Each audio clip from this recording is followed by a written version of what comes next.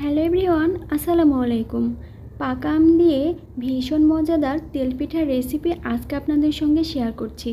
বাসায় শুধুমাত্র আম এবং সুজি থাকলেই খুব সহজেই এই পিঠা আপনারা তৈরি করে নিতে পারবেন। কোনো রকম বেকিং পাউডার কিংবা ফুড কালার ছাড়াই এই পিঠা আজকে তৈরি করে দেখাবো। বাচ্চারা এই পিঠা খেতে একটু বেশি পছন্দ করে। যাই হোক, চলুন দেখে নেওয়া যাক মূল প্রস্তুত প্রণালী। পিঠা তৈরি করার জন্য প্রথমেই এখানে একটা পাকা আম নিয়েছি। আমের খোসা ছাড়িয়ে রস বের করে নেব। আমের রসের মধ্যে যেন আঁশ না থাকে সেজন্য একটু ছেঁকে নিচ্ছি। ফ্রেশ আমের রস বের করে নিয়েছি। এ পর্যায়ে চুলায় একটা পাত্র দিয়েছি, 2 কাপ পরিমাণে সুজি দিয়ে নিলাম। চুলার আঁচটা একদম লোতে রেখে হালকা করে সুজি ভেজে নিচ্ছি। সুজি খুব ভালো করে ভাজা হয়ে গেছে। খুব সামান্য একটু পানি দিয়ে নিলাম এবং 1/4 কাপ পরিমাণে গরুর দুধ দিয়ে নিয়েছি। এই পর্যায়ে 1/3 কাপ পরিমাণে চিনি দিয়ে নিয়েছি। মিষ্টিটা আপনাদের পছন্দ মতো বাড়িয়ে কমিয়ে দিতে পারেন এবং আমের রসগুলো দিয়ে দিলাম। এই তো দেখুন, খুব ভালোভাবেই ডোটা তৈরি হয়ে গেছে। এইবার নামিয়ে নেব। যখন পুরোপুরি ঠান্ডা হয়ে গেছে তখন এটা ওপরে একটু আটা দিয়ে হাত দিয়ে খুব ভালো করে সফট একটা ডো তৈরি করে নিচ্ছি।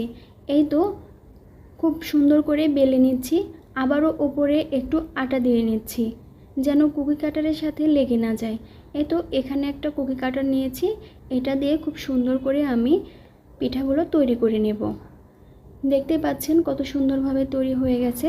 তবে আপনারা চাইলে গোল করেও করে নিতে পারেন বাসায় যদি কুকি কাটার না থাকে। একেবারে পাতলা করা যাবে না। এই তো দেখুন, একটু মোটা করেই করে নিতে হবে। সবগুলোই আমি করে নিয়েছি। চুলায় একটা প্যান দিয়েছি। চুলার আঁচটা একদম হাইতে রেখে পিঠাগুলো তেলের মধ্যে ছেড়ে দিচ্ছি। পিঠা ছাড়ার সময় অবশ্যই চুলার হিটটা হাইতে রাখতে হবে এবং পিঠাগুলো দেখুন কত সুন্দরভাবে ফুলে উঠেছে। পিঠা যখন ঠিক এইভাবে ফুলে উঠবে তখন চুলার হিটটা মিডিয়াম করে দিবেন। এই তো দেখুন, মিডিয়াম আঁচে আমি খুব ভালো করে এগুলো ব্রাউন কালার করে এপাশ ওপাশ করে ভেজে নিচ্ছি। পিঠাগুলো উঠিয়ে নিচ্ছি।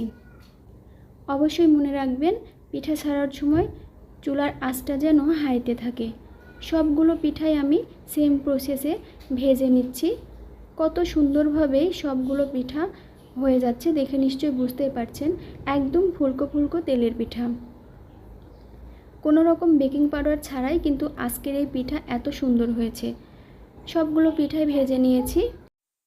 পাকা আম দিয়ে এই পিঠা তৈরি করার কারণে এই পিঠা খেতে একটু বেশি টেস্টি। একটা পিঠা ভেঙে দেখাচ্ছি ভেতরে কেমন হয়েছে। এই তো দেখুন, ওপরে ক্রিস্পি এবং ভেতরে সফট। মুখে দিলে একদম মিলিয়ে যাবে।